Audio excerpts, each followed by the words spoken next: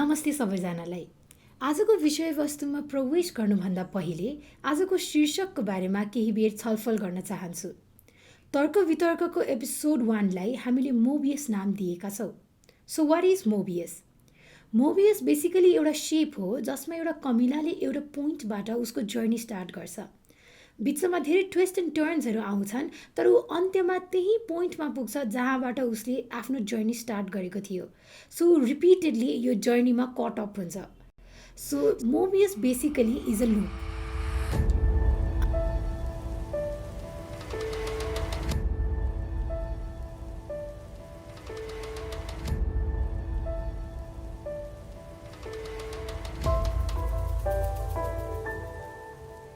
आजको विषयवस्तु सुरु हुन्छ 2052 सालको फागुन 1 गतेदेखि। राजनैतिक इतिहासको पाना पल्टाउने हो भने सम्झने बाध्य पर्ने यो दिन 2052 सालको फागुन 1 गते माओवादीले जनताको आडमा जनयुद्ध अफिसियली घोषणा गरेको दिन थियो। माओवादीले हिजोको त्यो दिनमा 3वटा मुख्य एजेन्डा उठाएर मान्छेहरूलाई आफूतर्फ तान्दै थिए र ती मुख्य एजेन्डाहरू थिए वर्ग विभाजन, क्लास डिफरेन्स, जात र जातीयता, caste and ethnicity, women empowerment, महिला सशक्तिकरण। सम्पूर्ण आदरणीय जनसमुदायमा एकचोटि फेरि म टक्राउँछु क्रान्तिकारी र गणतान्त्रिक अभिवादन। तपाईँ हामीलाई थाहा छ, अहिले राज्यको अग्रगामी पुनर्संरचना, वर्गीय, जातीय, क्षेत्रीय, लिङ्गे समस्याको समाधान हुने गरी अग्रगामी पुनर्संरचनाको कुरा छ।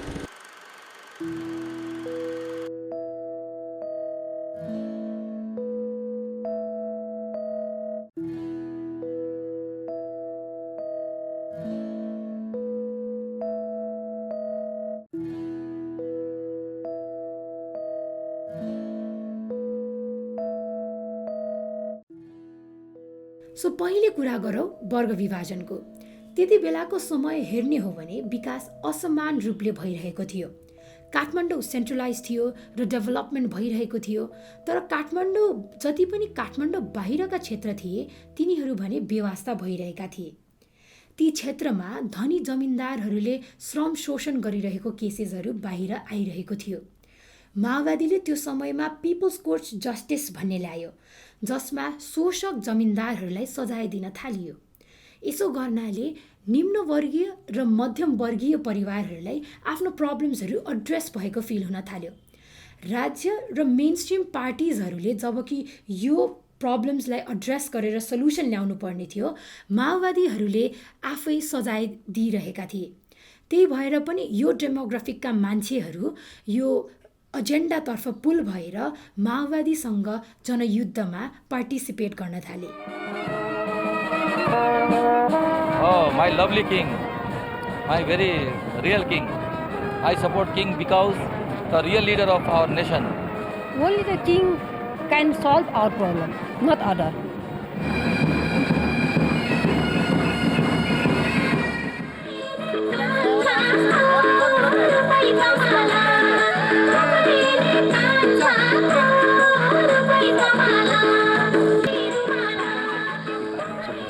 त्यो अब बुवा पनि सङ्गठनमा हुनुहुन्थ्यो गरे, त्यसकारण त्यही बेला अब बुवा घरै सुतिरहनु भएको थियो बिरामी भएर।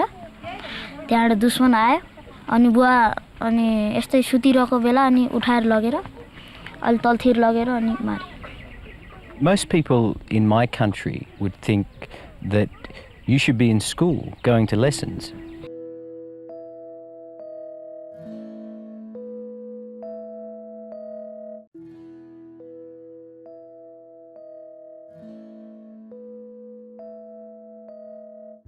Doesn't the government help you and give you protection? सरकार पनि गर्दैनन्, कोही पनि गर्दैन। हामी गरिबलाई त कोही छैन। उनीहरूको सेकेन्ड एजेन्डा थियो जात र जातीयता, कास्ट एन्ड एथनिसिटी। सुन्दाखेरि एकै खाले लागे पनि यो दुई शब्दको अर्थ भने भिन्नै लाग्ने गर्दछ। जस्तो जात प्रथाले हिन्दू धर्मको कास्ट सिस्टमलाई रिफर गर्ने गर्दछ। हिन्दू धर्मको कास्ट सिस्टम अनुसार एउटा हायरकियल पोजिसनिङ छ, जसमा Brahmins are at the top, त्यसपछि क्षेत्री, त्यसपछि जनजाति, त्यसपछि वैश्य र शूद्र। यसलाई जात प्रथा भनिने गरिन्छ, वेराज जातीयता भनेको एथनिक ग्रुप्सलाई चिनाउने गर्दछ। नेपालमा 125वटा एथनिक ग्रुप्सहरू रहेका छन्, जसमध्ये मगर, गुरुङ, राई, लिम्बू, नेवार इत्यादिहरू पर्ने गर्दछन्।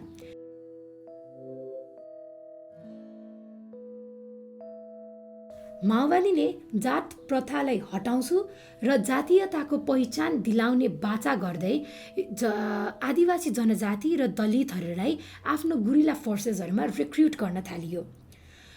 बाहुन र छेत्रीको दमनमा परिरहेका आदिवासी जनजाति र दलितहरू आफ्नो पहिचान खोजिरहेका बेला माओवादीले यस्तो एडभोकेट गर्दा उनीहरूतर्फ पुलिन हुनु स्वाभाविकै थियो। जति पनि माओइस्ट इन्सर्जेन्सीको केसेसहरू हेरिन्छ हामीले, उनीहरू सबै ग्रामीण भागमा जहाँ मेजर पपुलेसन चाहिँ जनजाति र दलितहरूको छ त्यहाँ चाहिँ माओइस्ट इन्सर्जेन्सी भएको देखिन्छ। त्यही भएर यो पपुलेसन पनि माओइस्ट को जनयुद्धमा एकदम एक्टिभली पार्टिसिपेट गर्न थाल्यो।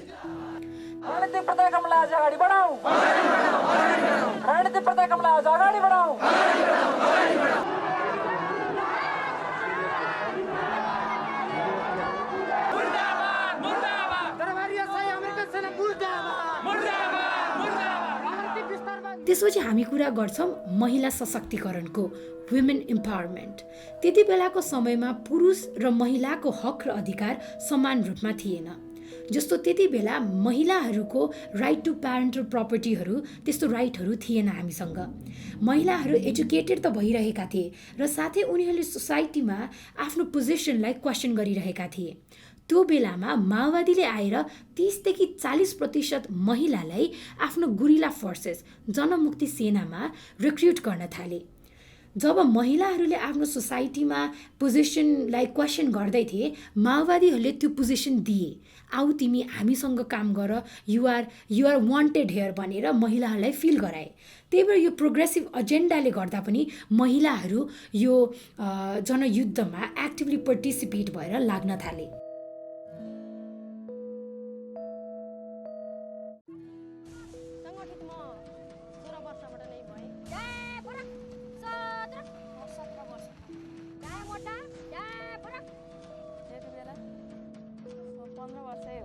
The way the women were treated in those areas of Nepal is as bad as Taliban Afghanistan.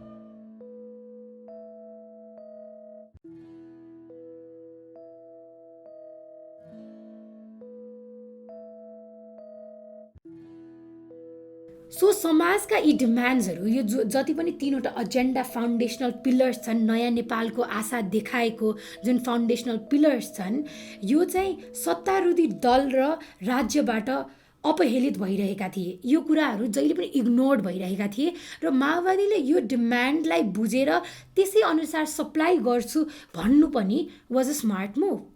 Abraham लिङ्कनको जुन डेफिनेसन छ, democracy by the people, to the people, for the people भन्ने, जनयुद्धको initial फेजमा यो डेफिनेसनलाई practically टेस्टमा पनि राखिएको जस्तो मेरो धारणा छ। किन भन्दाखेरि प्रचण्डले जनयुद्ध सुरु गर्नुभन्दा पहिले ऊ त पुष्पकमल दाहाल थिए नि, ऊ त एउटा गाउँका शिक्षक थिए। सो यो जनयुद्ध स्टार्ट हुने बेलामा त जनताबाटै नै त स्टार्ट भएको रहेछ र यो कसको लागि थियो भन्दाखेरि जनताको लागि थियो।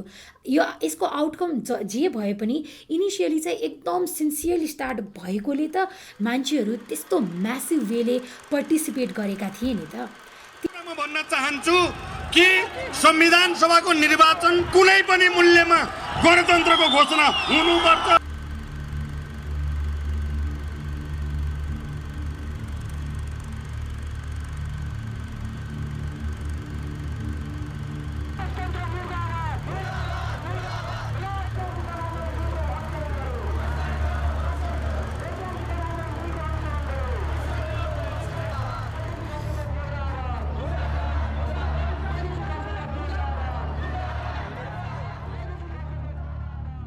जनयुद्ध कायमै रहन्छ।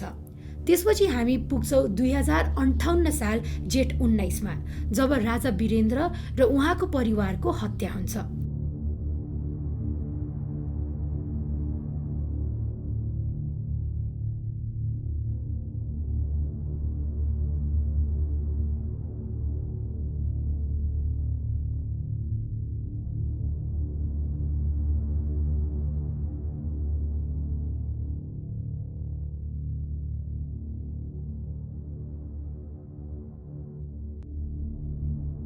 2062 साल मङ्सिर 7 गते 12 बुँदे समझदारीसँगै शान्ति सम्झौता हुन्छ। प्रतिज्ञा गर्छु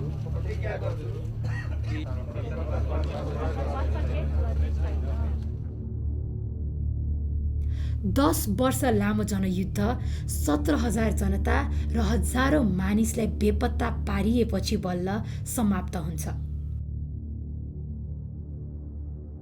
गएको करिब 11 वर्षदेखि जुन सशस्त्र युद्धको स्थितिमा गृहयुद्धमा देश थियो, त्यो निरन्तरताको यो क्रम भयो। त्यसपछि हामी 2063 साल माघ 1 गते संविधान बन्छ। यति बेला 62 र 63 को टाइमलाइनमा मधेसी जनआन्दोलन भइरहेको हुन्छ, जसमा उनीहरूले आफ्नो पहिचान, सम्मान र संघीयताका लागि माग गरिरहेका हुन्छन्। युगमा एक दिन एक पटक आउँछ, एक दिन एक पटक आजकै दिन हो। परिवर्तन जसले राष्ट्रले उल्टो फेर्छ र काँचुली। त्यसपछि हामी 2065 सालमा पुग्छौँ। यो वर्ष दुईटा कुरा हुन्छ। जेठ 28 गते राजा ज्ञानेन्द्रले स्वयं राजगद्दी त्याग गर्नुहुन्छ।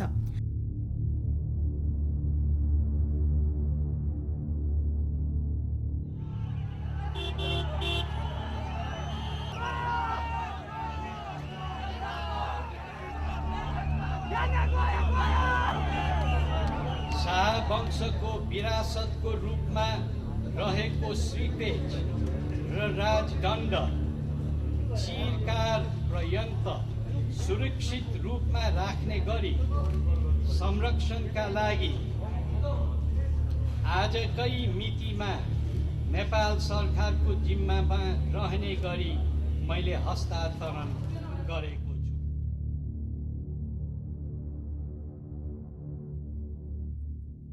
त्यसपछि त्यही वर्षको साउनमा नेपालको पहिलो राष्ट्रपति डाक्टर रामवरण यादव निर्वाचन हुन्छन्। श्री रामवरण यादव नेपालको राष्ट्रपति पदमा बहुमतले निर्वाचित हुनुभएको घोषणा गर्दछु।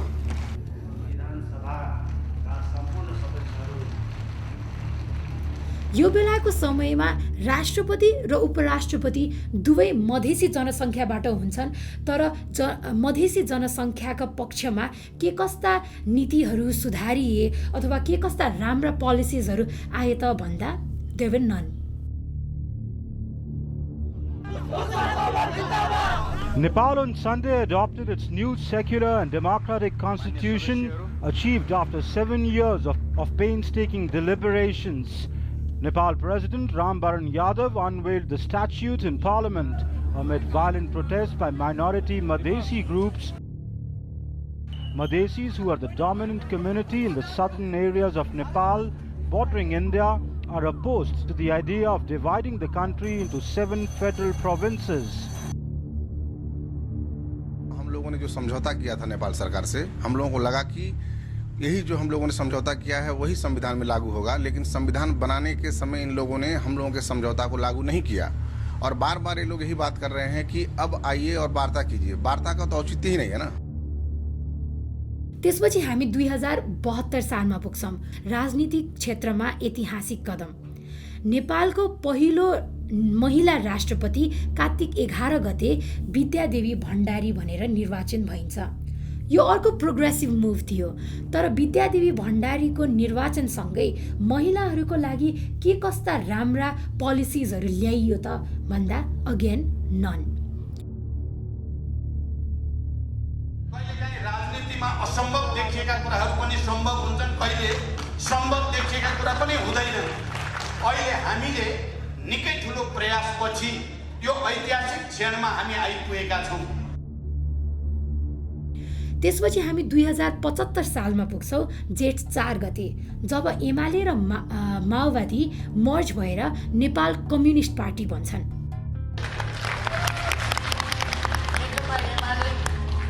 त्यसै गरी माओवादी केन्द्र र नयाँ शक्ति पार्टी नेपाल, हामीले देशलाई हाम्रो वक्तव्यमा हामीले भनेका छौँ, हामीले सहमति पत्रमा हामीले भनेका छौँ, देशलाई हामी कता लान चाहन्छौँ। हामी हाम्रो देशको राष्ट्रको सार्वभौमसत्ता, स्वाधीनता, भौगोलिक अखण्डता, राष्ट्रिय हित र स्वाभिमानलाई माथि उठाउन चाहन्छौँ, सुरक्षित राख्न चाहन्छौँ, माथि उठाउन।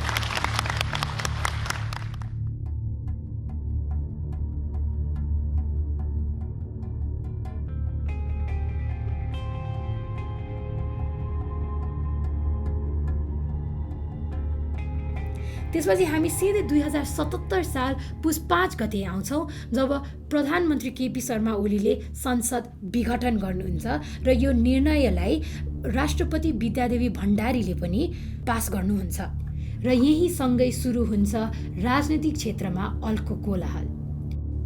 4.5 महिनापछि नयाँ प्रतिनिधि सभा स्थापित भइहाल्ने नै छ, तर महाधिवेशनका लागि साथीहरूले 4 महिना पनि कुर्न सक्नु भएन।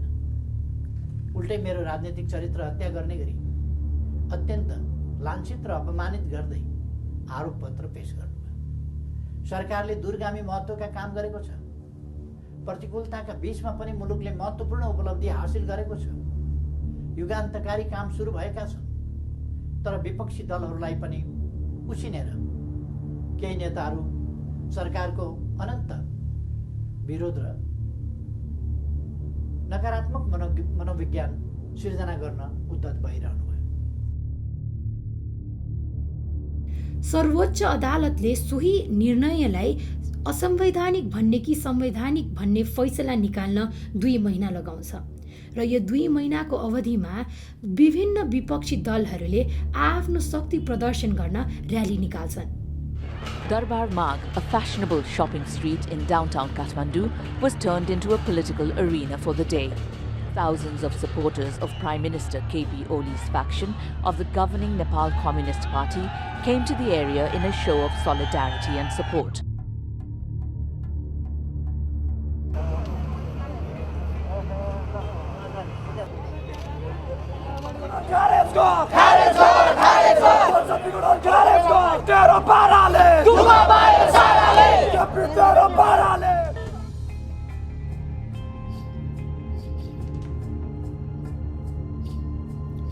हजारौंको भिडमा र्याली त उनीहरूले बाटोमा निकाल्छन्, तर बाटोमा उत्रिएका ती जनतालाई सांसद विघटनको अर्थ पनि थाहा हुँदैन। अब तपाईँ कहाँबाट आउनुभयो? म सिराबाट। सिराबाट किन आउनुभयो? यो संविधान विघटन गर्नको लागि आएको। संसद विघटन भनेको के हो थाहा छ तपाईँलाई? संसद विघटन गरेको थाहा छैन हजुर। यो राजनीतिक कोलाहलमा फेरि पनि हामी जनता र हाम्रो आवाज शहीद हुन्छ। त्यसपछि हामी पुग्छौँ फागुन 11 गते, सर्वोच्च अदालतबाट केपी शर्मा ओलीको निर्णयलाई असंवैधानिक भनी सुनाइएको दिन।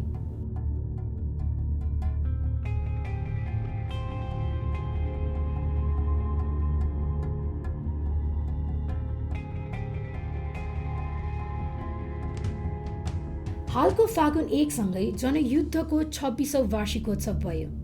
यो 26 वर्षमा हामीले राजतन्त्रको अन्त्य देख्यौं, संविधान लेख्यौं र प्रवेश गर्यौं संघीय लोकतान्त्रिक गणतन्त्र नेपालमा। हिजोको माओवादीको जनमुक्ति सेना र आजको ओलीको साइबर सेनासम्म आइपुग्दा म देशलाई जहाँको त्यही देख्छु। हिजो माओवादीले 3वटा मुख्य एजेन्डा लिएर अघि बढेका थिए। आज डाक्टर बाबुराम भट्टराईले पूर्व माओवादी जनता समाज पार्टीसँग आबद्ध भएर मधेसीहरूको हक र अधिकारका लागि लडिरहेका छन्। उनले नयाँ एजेन्डा पाएका छन्। त्यस्तै विवेकशील साझा पार्टीले युवावर्ग, महिला र LGBTIQ+लाई ठाउँ दिइरहेका छन्। आजको समाजको डिमान्ड यही छ र सोही अनुरूप हरेक पार्टीले आफ्नो सप्लाई त्यही अनुसारले टेलर गरिरहेको छ। नेपाली कांग्रेसको कुरा गर्ने हो भने नेपाली कांग्रेसको अझै पनि लोयल सपोर्टर्सहरू छन्, specially from the middle aged demographic and the older demographics. त्यस्तै ओलीले आफूलाई नेसनलिस्ट, राष्ट्रवादीका रूपमा बेचिरहेका छन्। राष्ट्रवादी पनि अतिवादी, एक्सट्रिमिस्ट रूपमा पनि भएको देखिन्छ। यो 26 वर्षमा अझै पनि सत्तारूढी नेताहरूले जनताको आडमा आफ्नो स्वार्थपूर्ति गरिरहेको देखिन्छ। यो सधैँको राजनैतिक कोलाहलमा केही हराउँदैछ भने त्यो हामी जनता र हाम्रो आवाज हो। कार्यक्रम सुरु गर्दा मोबियस आकारको कुरा गरे जस्तै के हामी कमिलासरी यात्रामा अघि त बढिरहेका छौँ, तर जहाँबाट सुरु गरेका हौँ निरन्तर त्यही त फर्किरहेका छैनौँ? विचार गरौँ।